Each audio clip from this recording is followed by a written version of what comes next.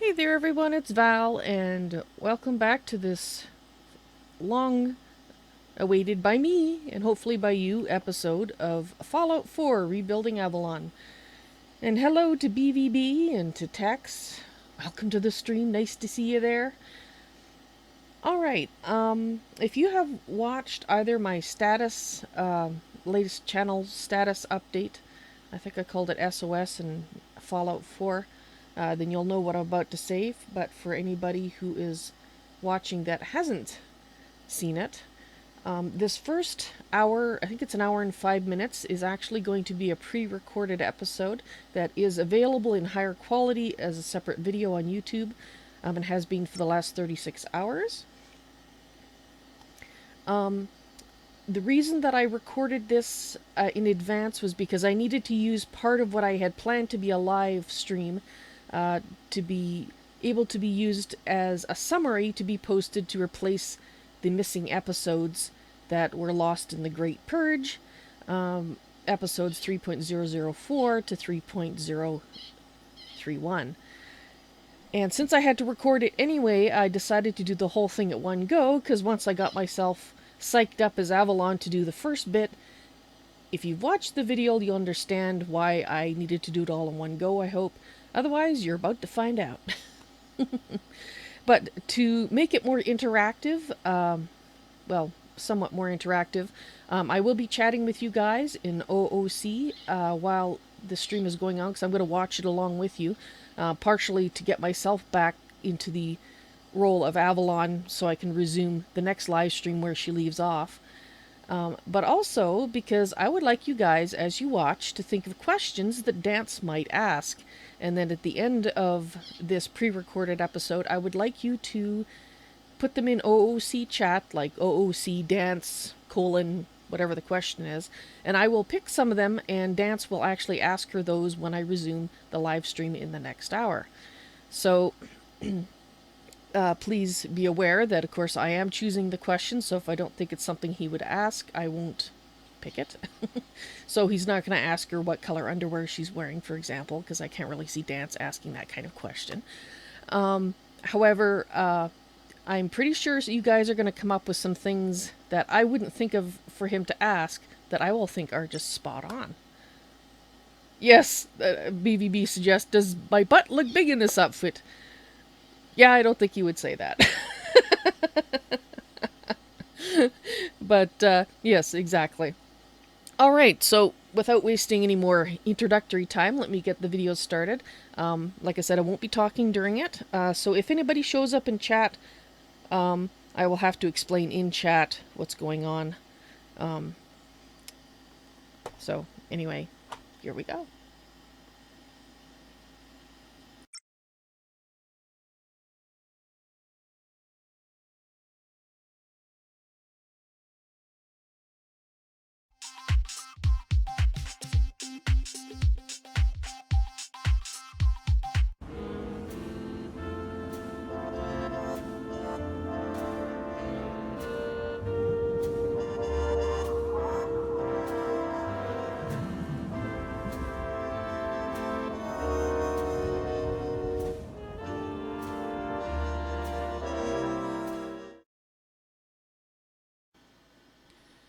there everyone, it's Val, and welcome back to Fallout 4 Rebuilding Avalon.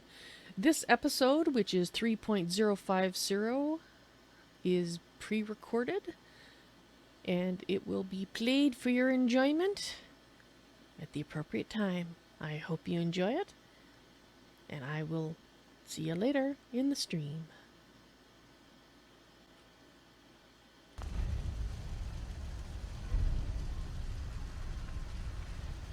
I think, Danse, it's time for that talk that I mentioned to you before. It's gonna be a long talk, so you might want to make sure that you have some snacks and something to drink. And, well, it's gonna be interesting. Alright, I'll just wait a moment for him to go get his snack. I'm sure it won't take him very long. Oh, looks like he's ready. Alright, let's go. I have just the place... Danse. Oh, I have just the place, Danse, for the conversation. So come with me. Where's... Ah, Ronnie. Howdy. Hi. I'm going to be having a chat with Danse in the castle tunnels, so if you wouldn't mind fending off anybody that is wanting to go down there for the next while Lost until we track of how many blisters emerge. I got. That... I don't really recall trying to count them myself, but okay. So anyway, yeah, if you can just keep an eye, and we need our privacy for the next while, so thank you. I'm sure she wonders what we're going to be doing, but...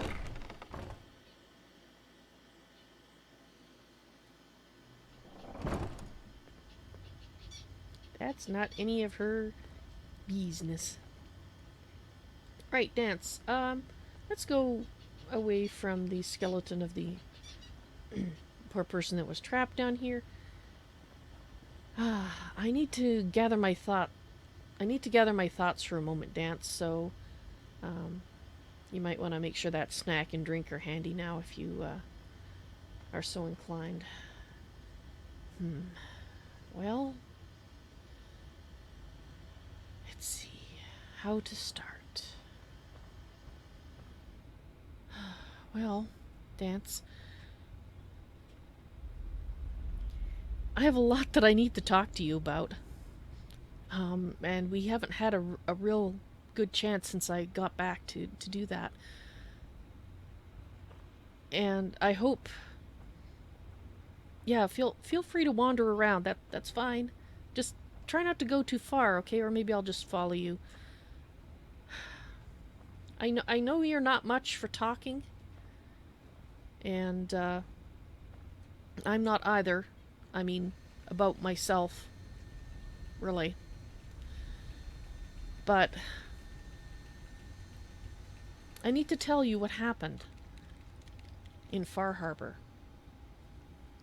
You know, I sent you that holotape talking about that I'd be going with Nick, and we're going to a place up north, and it's called Far Harbor, looking for Kasumi Nakano, who was basically her father sent a message to Nick asking for help, and it turned out when we looked around the place that she wasn't actually lost, she left. She came to believe, because of some dreams she had, that she was a synth. And you know how that feels. Well, the thing was, I don't know if she believed she was a synth before she started talking to someone from Far Harbor or after. So I don't really know if she is a synth or isn't. And it doesn't really matter, to be honest, because there's a soul in her body, whether that body was manufactured in the Institute or whether it was manufactured in a human body. Because really, it's still being manufactured, even though most people don't think of it that way, do they? Oh, anyway, I'm getting a little off topic here. I was talking to Nick before we left on the boat, just after I had recorded that holotape and sent it off. And he told me... He's we became quite close friends. Just to reassure you there, we're friends. We became close, and he told me a lot about his past, and I will tell you a little bit of it, but I mean, it is his story and it's his to share. And I did tell you that I hoped you two would become friends because, not because he's a synth and you're a synth, albeit of different generations, but because you're both people whom I care about a lot. Nick is a friend, and you? I'm going to tell you, Danse, something that has been very difficult for me to say. But I do love you. The L word. I know you find it hard to say too. But I do. And I don't know why before. Actually, I guess some ways I do know why I found it so hard to say that to you before. And maybe by the time I finish telling you about what happened in Far Harbor, you'll understand more about why it was hard for me to tell you that before, and why I can now, and why now I have allowed myself to become physically closer to you. Right. Let me see. Right, Nick, on the boat. When we were getting ready to leave on the boat, and Nick started to tell me about his past, and he said to me something that I would like to repeat to you because it means a lot to me. He said, now I'm speaking as Nick here, it took me a long time to realize that home is where you make it. With some time and effort, this place can be home for you too. And when I was thinking about that, I realized what Nick said, he's right. Home, this place is feeling like home more and more. And especially, I think, because I have you. Because I found someone to love. And I think the fact that you are part of the reason of what makes Commonwealth home to me is very important. And I'm not quite sure fully why yet. It just struck me that part of what makes it home is you. Well, anyway, enough of that sort of sappy stuff. Let's get on with the story, shall we? Right, Far Harbor. It was a strange place, Danse. They had this radioactive fog that would come and go, and I guess over time it would come and go more or less, and right now it was everywhere. And they had to use things called fog condensers to even make it livable. And it was, you go into these fog, it's radioactive fog, and there was monsters that lived in the fog. You think the rad scorpions and stuff here are bad? Well, there was some worse things in the fog there, and I'm sure we'll visit Far Harbor sometime and you'll get to meet them yourself. They were very interesting. But anyway, I'm getting off topic again. Right, so we got off the boat at Far Harbor. We met Captain Avery.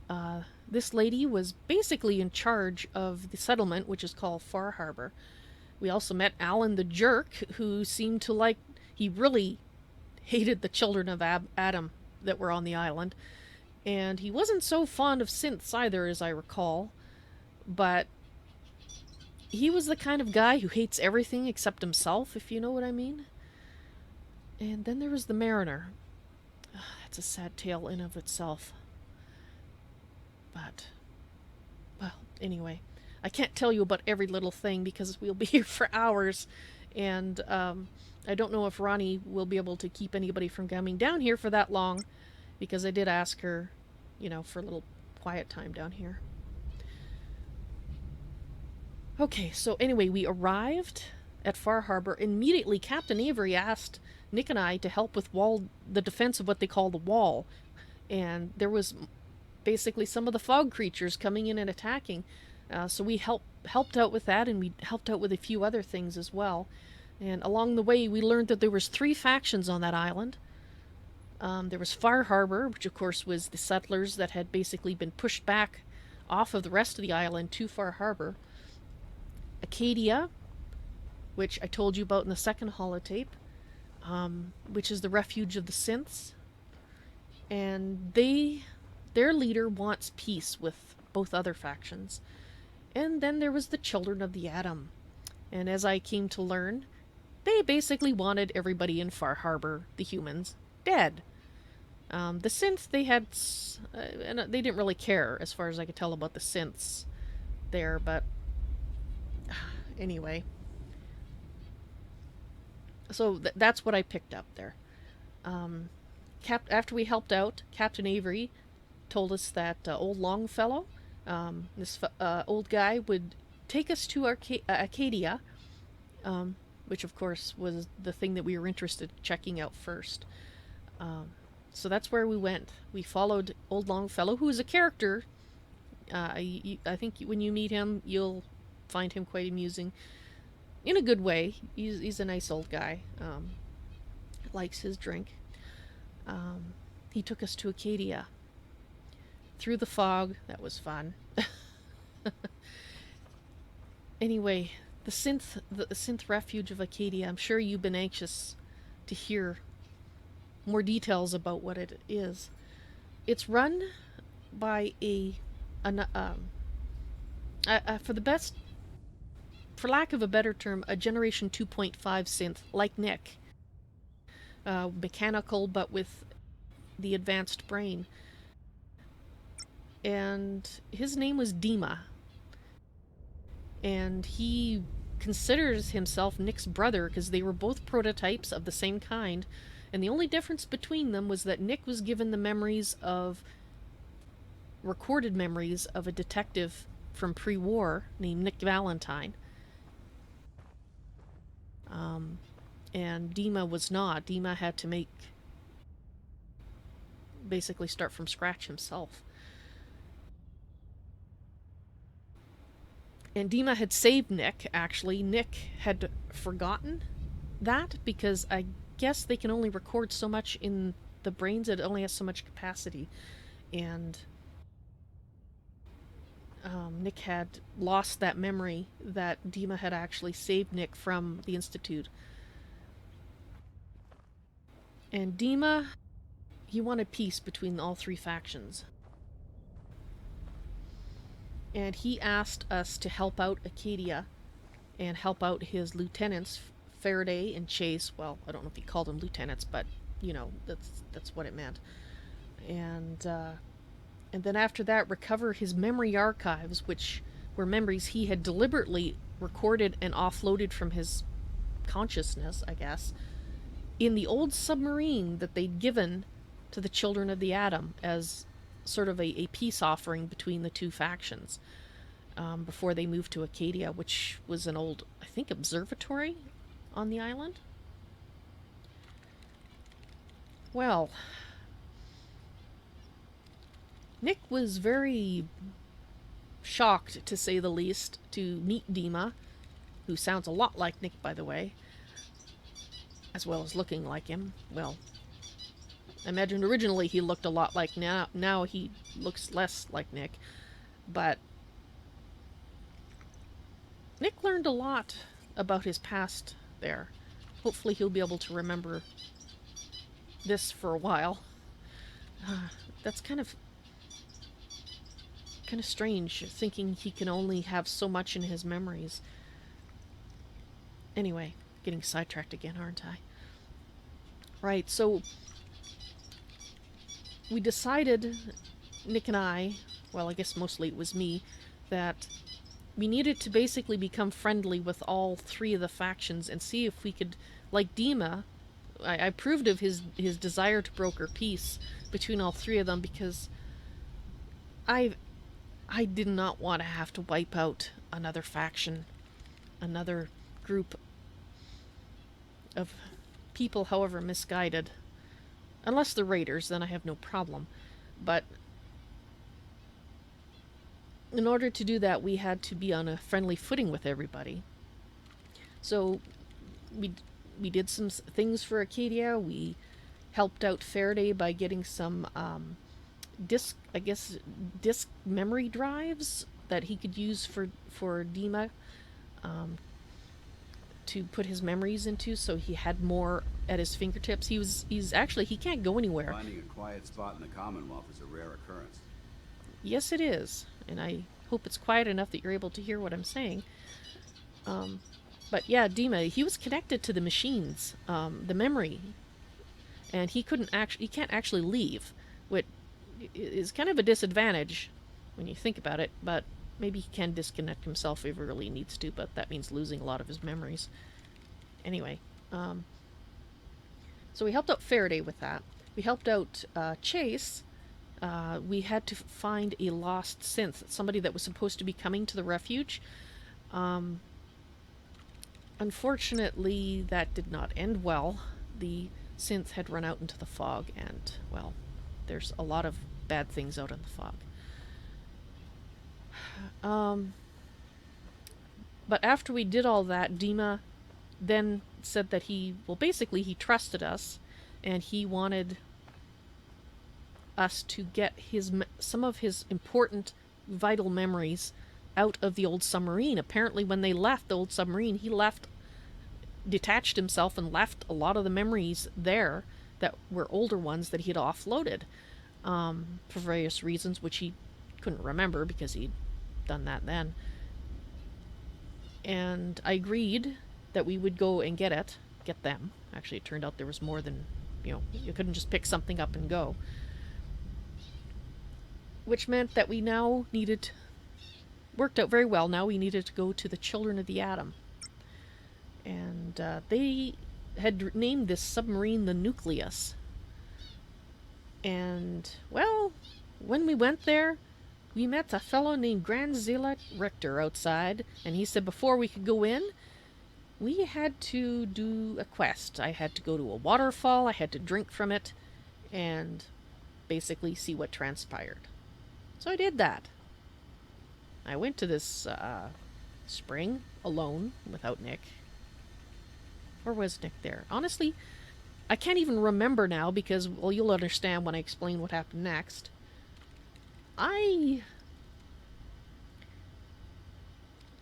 not sure what was in the water, but it affected me.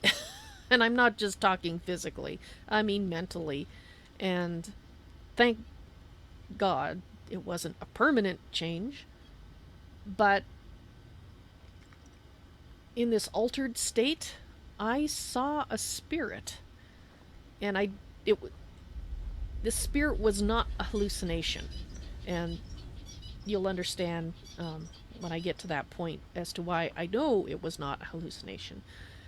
This hallucination has been seen by other people.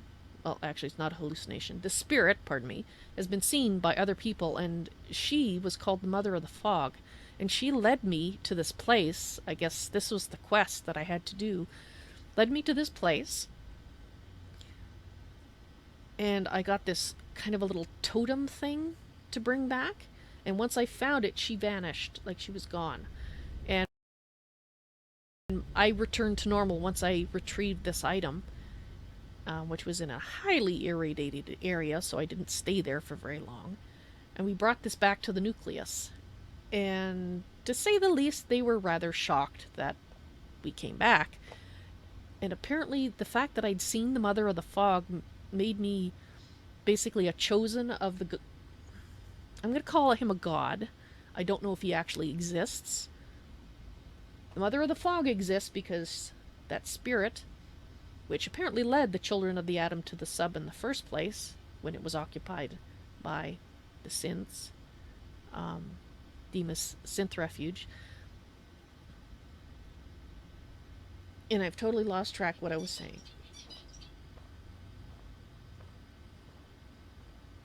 Alright, well. Sometimes doing that to Danse does that to me. Looking at Danse does that to me, and I'm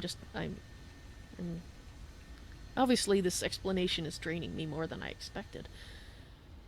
Okay, where was I? Right, Mother of the Fog. We came back, and apparently, the fact that I'd seen her, I was told that this meant that I was the chosen of Adam. That's right, that's where I got off on a tangent. Because I wasn't sure if Adam actually exists or not. But anyway, that is a mark. They consider that a mark of being chosen of Adam. So that made them decide that I was, A-okay, and I was okay to go into the refuge or into their nucleus and basically join them. Although, you know me, I will join something, but if I find out they're asshats, that's it. So I went into the nucleus. I met another fellow who is from what I can tell, was a big problem, because of course we have met a resolution, which I will be getting to. His name is what the heck was his title? Dang it. High Confessor Tectus. Yes, High Confessor Tectus. His goal in life, apparently, is to wipe all the humans out of Far Harbor. He was the source of all the problems with the children of the Atom on Far Harbor. Apparently, the previous High Confessor was not an asshat like he is. So, I had to basically do a few little tasks around just to convince everybody that, I had good intentions. So Tectus asked me to spy on a follower, and basically I did, but I did it my own way, and the follower is safe, and Tectus was satisfied. Richter wanted me to hunt down a lady named Sister Gwyneth, who had some kind of weird thing happen to her one day when she decided that Adam didn't exist, and she was now going to worship what she calls the nothingness. It's not that she's worshipping nothing. She's worshipping capital N nothing, if you understand the difference. And I was supposed to kill her, but I did it my own way, and she is off the island, and everybody is happy. And then there was the fellow in the nucleus who was starving himself to death to get closer to Adam.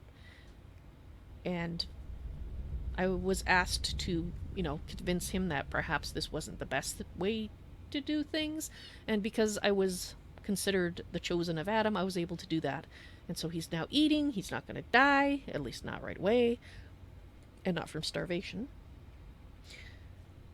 So we sorted that out. So after that, and we talked to Tectus again, and he was happy with the way things went, and Richter was happy. So at that point, I decided it was safe to go into the area where the memory archives were of Demas.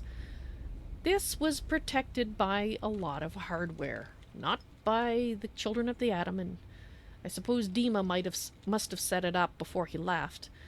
But we had to make our way through there, shooting a lot of sentry bots, and there was a lot of hardware flung at us. But we made our way through, right to the point where there was this console.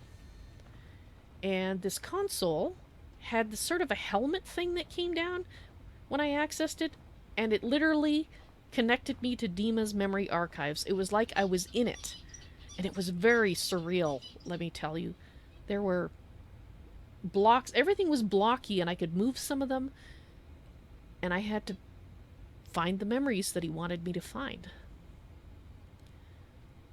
Well, I don't know about you, but I need a drink of water here. There is going to be a lot more to tell you.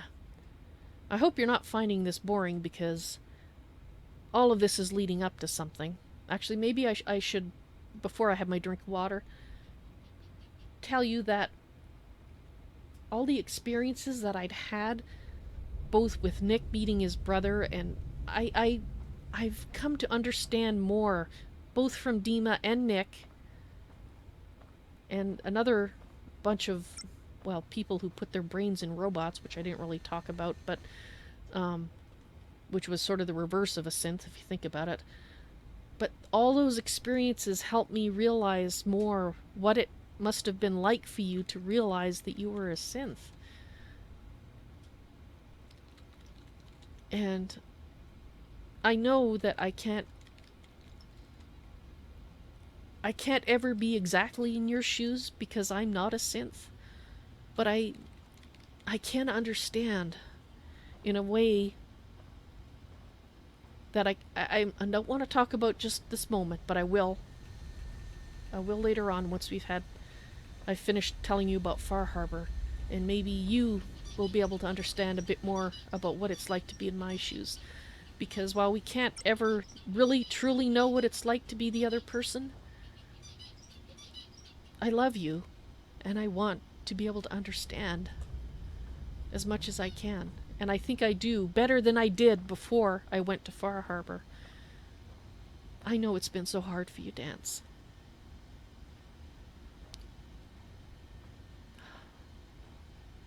Right, well, I think I'm gonna go and have that drink. Let's see. I hope I brought some water. Didn't even think about that when I convinced Nick to come down here with me. Actually, I would like something to eat too. Oh, that's good. Purified water. I would like some purified water, please. Now my throat doesn't feel so parched.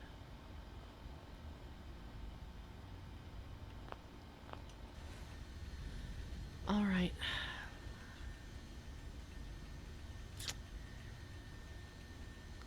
Just give me a moment to gather my thoughts, Danse. Guides, I know I haven't been talking to you, dear advisors, but this is a very important talk that I need to have with Danse, and I'm sorry for the things you have been saying that I haven't been paying attention to you. But once I finish this conversation with Danse, I will talk to you about what you've said. But I need to get this out, and I need to get it out my own way, if that's okay. Thank you for understanding. All right. Oh, Danse has wandered off. I guess he... All right, let's find Danse. Laser rifle and my power armor, and I'll take on the world. I knew you'd like that armor. It does feel a lot like power armor, doesn't it? But not quite so bulky. Not quite all the features either, but still very protective. And you look good in it. Right. So where did I leave off on my story? Oh, yes. So I put this headset on. I left first because I was so shocked about what happened. But then, after being... If I remember correctly, we were jumped by an Assaultron. I think that was what it was. That was lovely. Once we dealt with that issue, then I put the headset back on, and I entered Dima's memories, and it was really bizarre. It was like I was in there walking around in it, and I could pick things up, but I didn't see myself. Like, I can look down and see my feet and my hands. I couldn't in there. And I had to solve like these puzzles in order to get to his memories. I guess they were basically his security protection, in case somebody who wasn't supposed to be in there got in there. Because as soon as I got in, a message played from him that I had brought with me that explained what I needed to do. Like, not in detail, but how to go about solving these puzzles. So I recovered the various memories, and some of them were very shocking in nature, and others were just basically information and location of pieces of information or physical items that I should probably get to keep them out of the hands of Ass Hattery. And I did do that after I went around to these places. And in fact, that's where your armor came from. One of those things was a list of basically pre-war armor locations, and I made a point of going around with Nick and collecting them all up because I knew from the pieces I'd seen that it would just be perfect for you. And I'm so glad you liked them. Okay, I think I'm avoiding the shocking part. Right. We found out from his memories that Dima had murdered Captain Avery. And the Captain Avery that we met, that was a volunteer synth that he had replaced the memories of with ones from Captain Avery. Because the original Captain Avery was not willing to be peaceful. I never met that Captain Avery. And I will admit I was very shocked when I found out what Dima had done. And when we confronted him with it, and gave him the copies of his memories that we'd recovered, he was shocked too. And he realized that he hadn't been able to cope with having that memory, and that's why he had offloaded that particular one. And after thinking about it for a little bit, I realized that nobody's perfect. And while I may not have chosen to take the path that he did, I have done things that I wish could have been done another way, but took what I thought was the best way at the time, as much troubling as it was, like the Institute, for example. I did not want to have to blow that up. I was worried about the people that would die, and the synths that would die, and the humans that would die, because people, to me, I want to mean synths and humans because both have souls. I know you don't know why I believe that, but I do, and I know it. More than believe it, I know it. And that troubled me, but it was the only solution. And as it turned out, we were able to save some, and that is a small consolation for that. But so how could I look at Dima and condemn him for what he had felt was the only way out? He didn't go on a mass killing spree. He did what he felt he needed to bring peace. And I can understand that, even if I don't know if I would have chosen the same thing. So I will admit, though, that when I had provided him with all the other information about the Children of the Atom and whatnot, the fact that he then wanted me to kill High Confessor Tectus so that he could basically do the same thing again, replace Tectus with a volunteer synth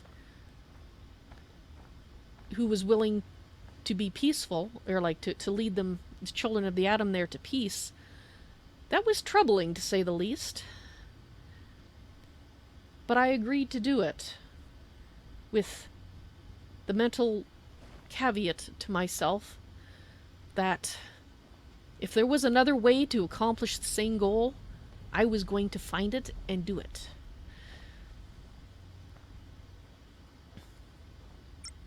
So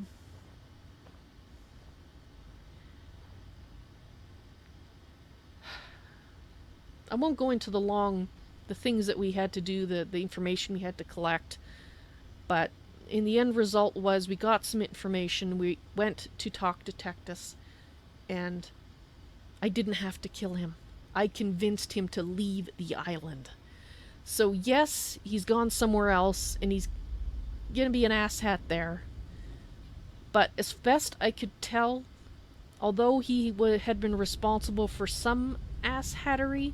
I don't know how much of it he was directly responsible for, poisoning of water sources with radiation, for example, or how much of it was being done on their own by his rather fanatical followers, which of course he encouraged.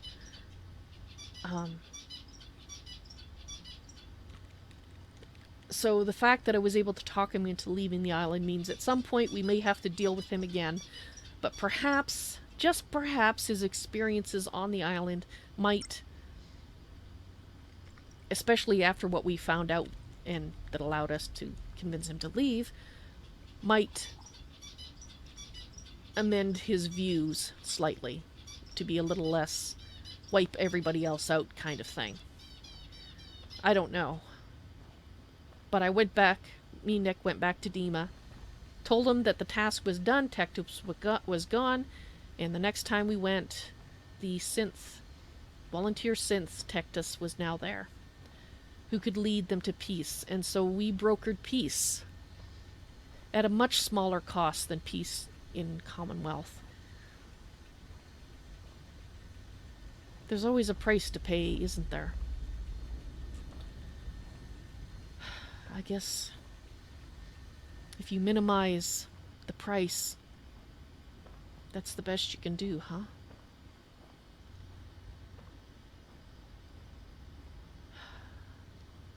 So these were hard decisions. Dima's decisions, my decisions, based on what happened there.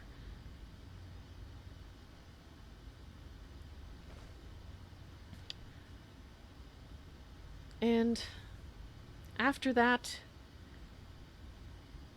I know I'm kind of leaving that hanging, but we will get back to that a little bit. After that, I left with Nick after we collected up the pieces of armor for you. And Nick had a personal task that he wanted to do that had to do with his, well, the human Nick Valentine's past. And I went ahead and helped him with that. And after discussing it with him, he decided to stay on Far Harbor at Longfellow's cabin, actually, and basically get to know Dima better, because he really was the closest thing to family that he had.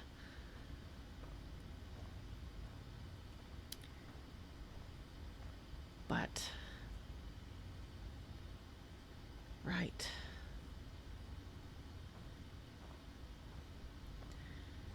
Now comes the part that's going to be very difficult for me to talk to you about, because this isn't something I normally talk about out loud.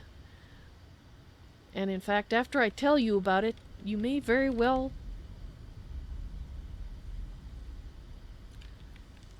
not want to be with me.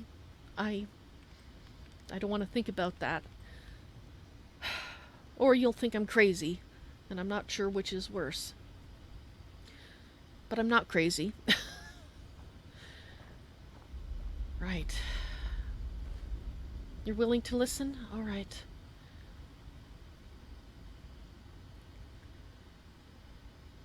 I don't even know how to start. Well, you know my name is Avalon. Avalon Keen. And that I was frozen in Vault 111. And that the family that I had pre-war was killed. Well, my husband was killed. And Sean, my son, was kidnapped from that vault and grew up to become the Institute's father person. And that the Sean that's here now is basically a copy of him as a child, but he is a synth, obviously. Well, this is going to sound very strange to you, but think of it as being how, in a way, I can understand some of what it's like to find out that you were not born in the body that you're in, but you were placed there. Because that's what happened to me. I'm not a synth, but my soul was placed in this body just before we had to go to the vault, but just before the bombs fell. And at the time that happened, I couldn't remember anything about my past life. Because souls have many lives, Danse. They live many lives in many bodies. And that's why your soul was in a human body in other lifetimes. I know it was. And that's why when you say that you're just a machine, that you're not real, you are. You're as real as I am. You just have a body that was produced in a different way. Just as the body I'm in was produced in a different way for this soul, me. I know you're looking at me like I'm bonkers. I wish I had more knowledge. I think I need to drink a little bit of water here. But let's see if I can keep going a little bit more. I'm on a roll. Before Danse continues to think I'm totally insane. Well, you've met Mama Murphy. And you know how I've told you that she sees the future when she's on drugs. She used to be able to see the future before she made herself stop because of her husband at the time, because he had upset him. But she used to be able to see it without drugs. That ability, that kind of ability, is what I have, and it's called being a medium. And it means that that's the souls that I was talking to you about, the soul that I am, I hear them in my head.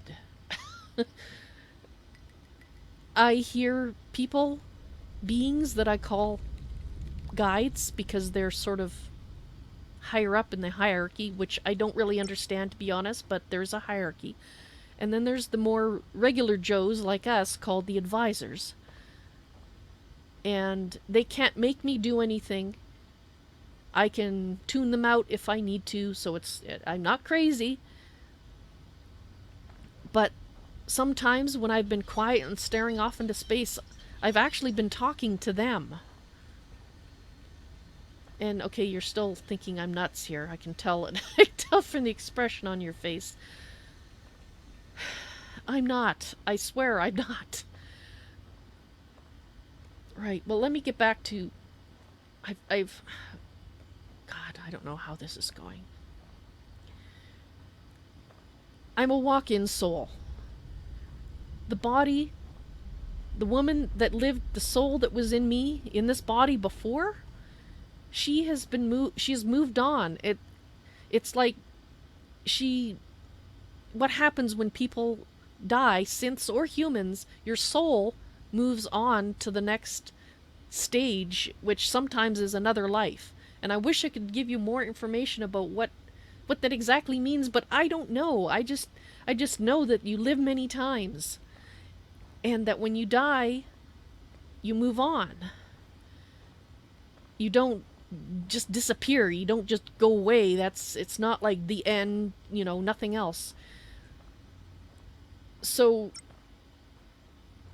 apparently what can happen sometimes is that a soul will have tasks, and they'll finish those tasks in the lifetime that they're in, and then they're ready to move on, and a soul can be chosen to walk into that body and basically take it over, just like a synth being the soul that you are being awoken in the synth body that you're in. And while you've been given false memories, which sucks a lot, the fact is it's the same kind of thing. You're a walk-in soul just like I am. You just walked into a different situation. But all I remember from that time is that a voice of a being whose name, I don't know if this guide is male or female, but she's higher up in the hierarchy. I'll say she, but I don't know if that's correct. She's higher up in the hierarchy than the guides that I normally talk to. Guide to Hasnan and Guide Tex Cub SF and Guide Greater Raider. I heard this voice, and she said to me that my tasks were not done in the life that I had before I died, in my past life to this one, and that I needed to understand and process what had happened, and I needed to continue my journey, and that to do so I needed, the best way to do it was to walk into this already living body that was available. I think there was a lot more to the story, but that's the part that they told me. The reason that I think there was a lot more is there's so many things that happened here in the Commonwealth that what's the word? It resonated so well with what, as I came to remember and recover the memories that I had from that past life,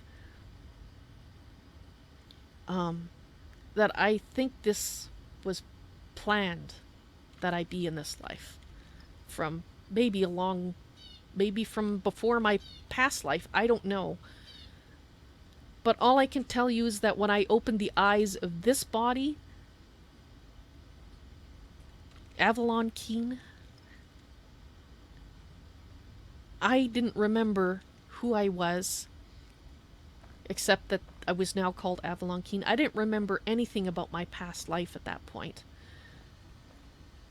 All I knew was that I had a husband named Nathan. I had a child named Sean that was a baby. And we had a life.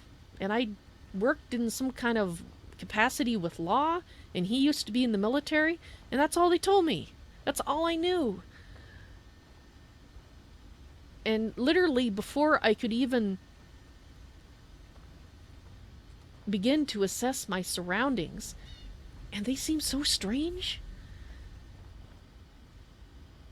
so clean, so untouched, and I didn't understand then why it felt like that, but it did.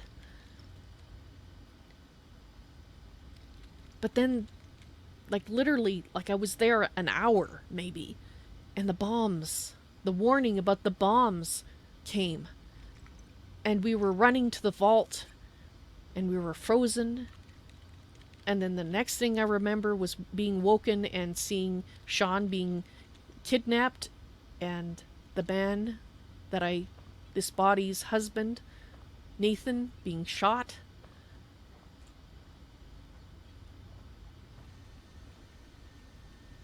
And then I had to figure out how to live my life here.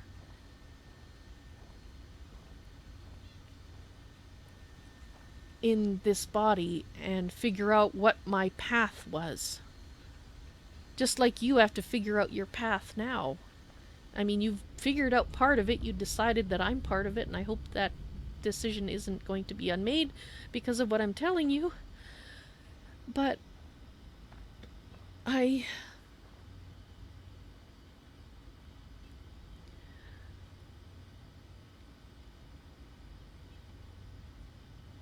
it's just so hard to explain. You had memories. They were false ones, granted. But I didn't have anything. And it was hard. And so I decided that even though Sean wasn't my child, I still felt compelled to help. But I didn't want to help anybody else. The person I was then, Danse, when we first met, I was still very much the person that woke up, that person that was still extremely influenced by my past life that at that point I didn't remember any of, but it still influenced me a lot, and it still does in a lot of ways. But at least I understand it better now.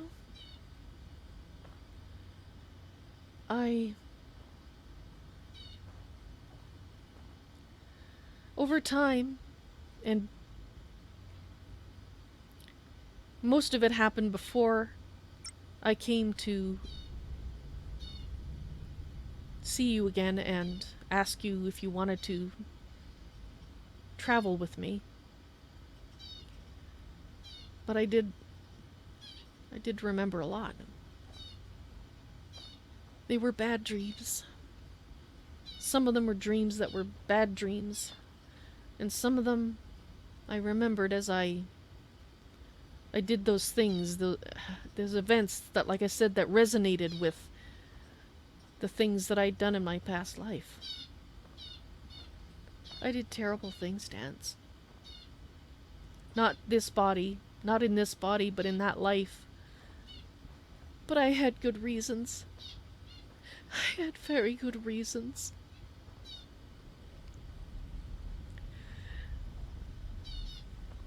At least in that time.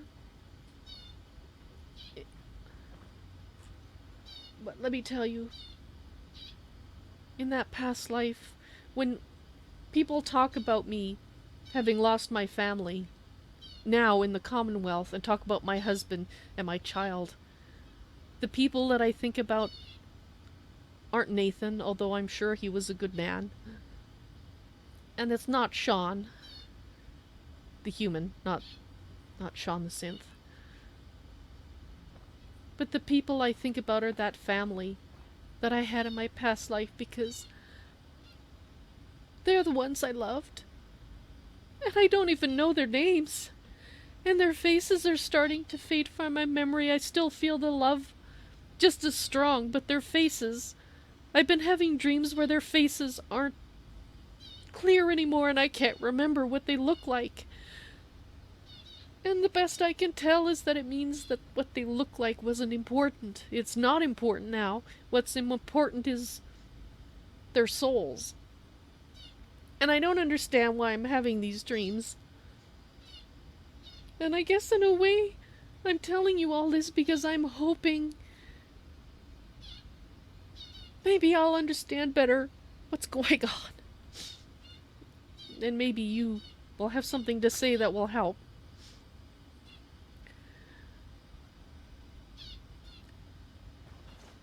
You're probably wondering what the terrible things are that happened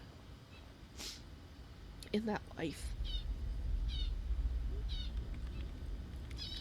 I've told my guides and my advisors about it when it happened, when I remembered. So you'll have to excuse me if this is very difficult.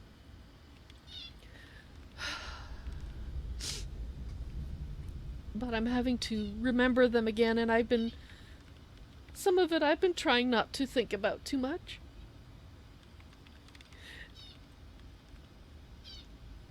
You remember? You told me about your friend? And how he got taken by the super mutants and became infected with a virus, and you had to kill him.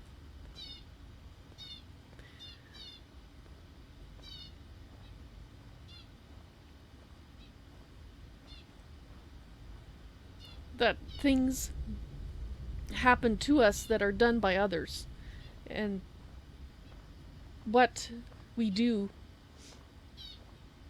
after that is what has to be done. That family, I wish I knew their names. I had a little girl.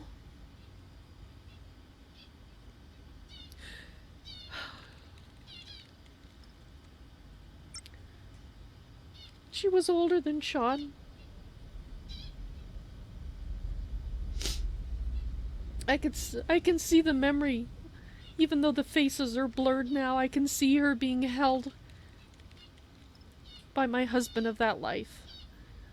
And her talking to her bear and them laughing. And then I remember what happened to them.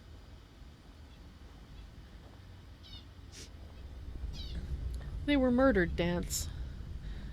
They were tortured, and they were killed by raiders. And so you hate super mutants for what they did to your friend. And I hate raiders for what they did to my family. And what they did to me. Because they tortured me too, and they thought they had killed me. Me and my friends. I saw them tortured too. It was... I can't even begin to describe the pieces of memory that I have from what happened. But one thing I remember, oh, so very clearly,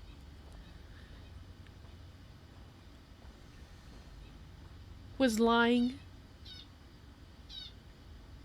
on the ground waiting to die, leaning against the cold, dead body of my husband, and holding in my arms the body with flesh that was cold and clammy, and that should have been warm and alive, of my little girl, and waiting to die. Because the raiders left me for dead. I remember how much of my body hurt, and how much of it I couldn't even feel, and how weak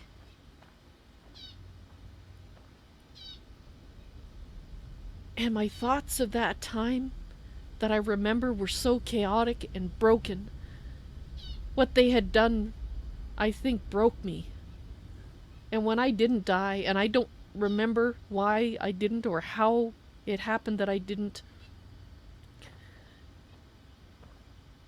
but the next memories I have are of me practicing shooting with a sniper rifle and having those same broken, chaotic thoughts. And it wasn't the guides or the advisors, because I heard them in that life too. But I'd blocked them out. Whatever happened to my mind because of the raiders and what they'd done, it cut me off. Like Mama Murphy had been cut off from her ability. And so I didn't have them to help me clarify things. And it's like looking through a broken mirror when I see the memories from that time. But I can see and feel myself aiming at that target and doing it over and over again. Because I had one thing left to do in that life. The reason I hadn't died, I hunted down the raiders. I hunted them all down, Danse. Every single one of them. I remembered all their faces and I hunted them all down.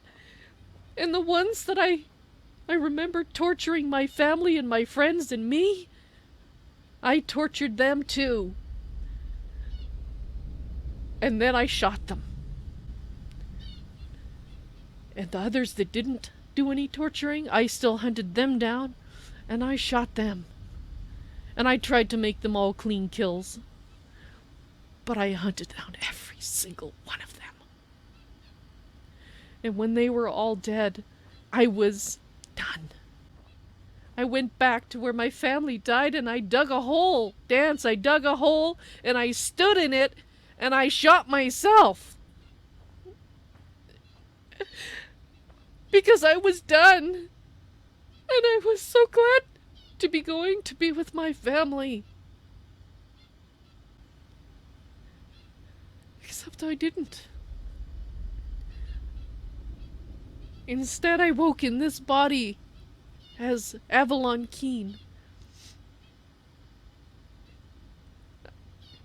and was in a strange world. And then the bombs fell, and I woke up here. In Danse, I felt so alone. And if it hadn't been for those advisors and the guides that I still don't know if you believe that they're real, but if it hadn't been for them, maybe I would have broken here too. I don't know.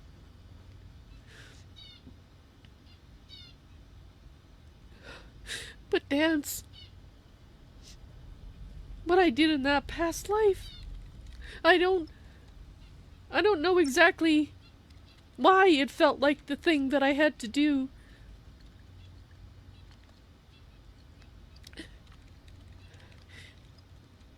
But if I hadn't been broken, if I'd had my guides and my advisors like I do now at that time,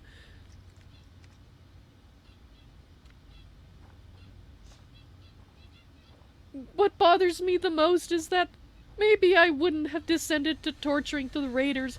It doesn't bother me that I hunted them down and shot them because they're raiders, they're murderers.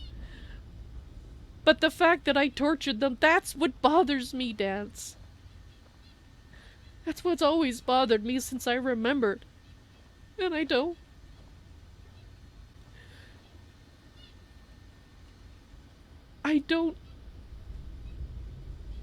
understand how I could descend to that except to say that my mind was not right.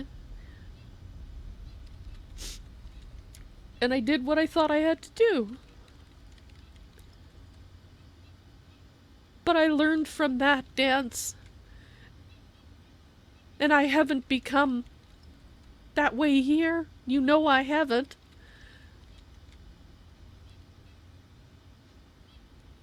And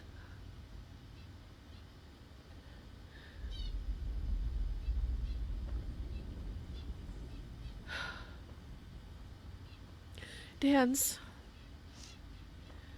I want you to know that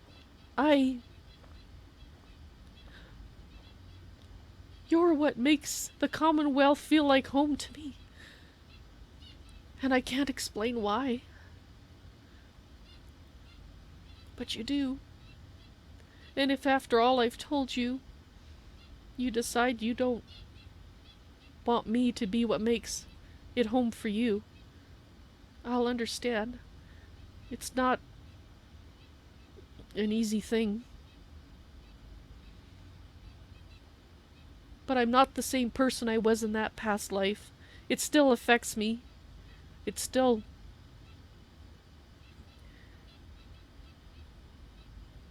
affects my decisions. But I've made better decisions here in the Commonwealth. Some of them were very difficult. But the decision to have you in my life, that was the best decision I've made. And I hope, Danse, that once you've had a chance to think over everything I've told you,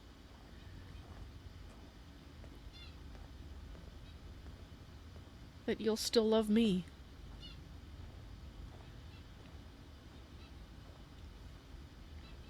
And as for why I couldn't tell you any of this before, I think I had to understand more about what you are going through.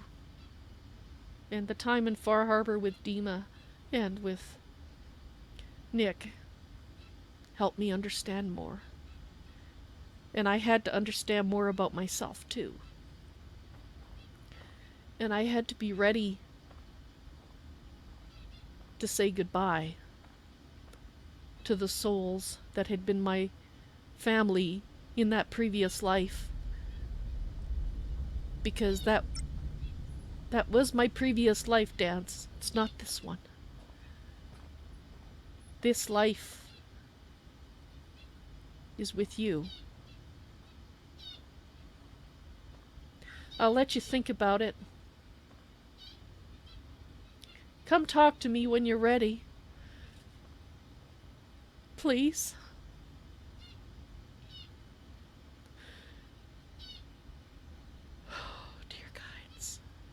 Dear advisors, I hope I've done the right thing. But it was time. I had to do this. I had to tell him everything.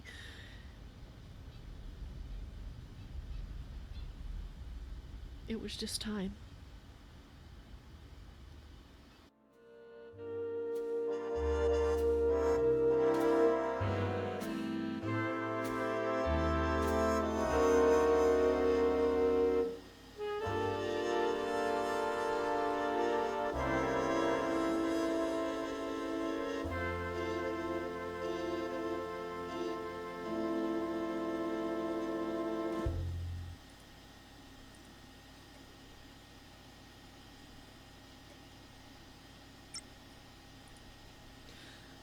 Alright, guys, I hope you enjoyed that. I explained earlier why it was pre-recorded, so for the people that joined while it was streaming. Very short version is I needed to do it in order to produce a summary for the missing episodes. Wow. All I can say is that recording that was a very emotional experience for me, and I couldn't... You can see now why I had to do it all at one go. And even though I had originally intended to do it live, it ended up that it had to be recorded. Right, so I told you guys to try to think of questions that Danse might want to ask her after seeing all that and hearing all that from her. So I'm going to quickly cycle the stream, so if you are watching on YouTube, please... Normally I say look in the upcoming live stream section, but I realized I didn't make an episode 3.050, so this is numbered incorrectly on YouTube. So I'm just going to pause the YouTube stream, which should cause it to start a new stream. So that means you should refresh the current, like if you're on gaming YouTube, refresh the screen and it should bring up the next one. If it doesn't, go to my main YouTube channel on, hang on here, I'm just trying to find it. gaming.youtube.com/ValsNoisyToys, I think, is the main one. Hang on, I know that's not it. That doesn't sound right. That's not the right place either. Val. gaming.youtube.com/c/ValsNoisyToys. And that will bring up the current stream. So give me a couple of minutes. Like I said, I'm going to end this one and start the new one. So for people on Twitch and Beam, you're probably going to be seeing just this Be Right Back screen for a few minutes. But now is the time for you to think of the questions that Danse might ask and to post them in chat. People on YouTube, when the new stream comes up, please post the questions there, because I won't see them if you post them in the old chat window. And I will select some of them for her to ask for Danse to ask her at the appropriate time, which will be very soon. Okay, I will see you in a couple minutes. Thanks for watching. Be right back.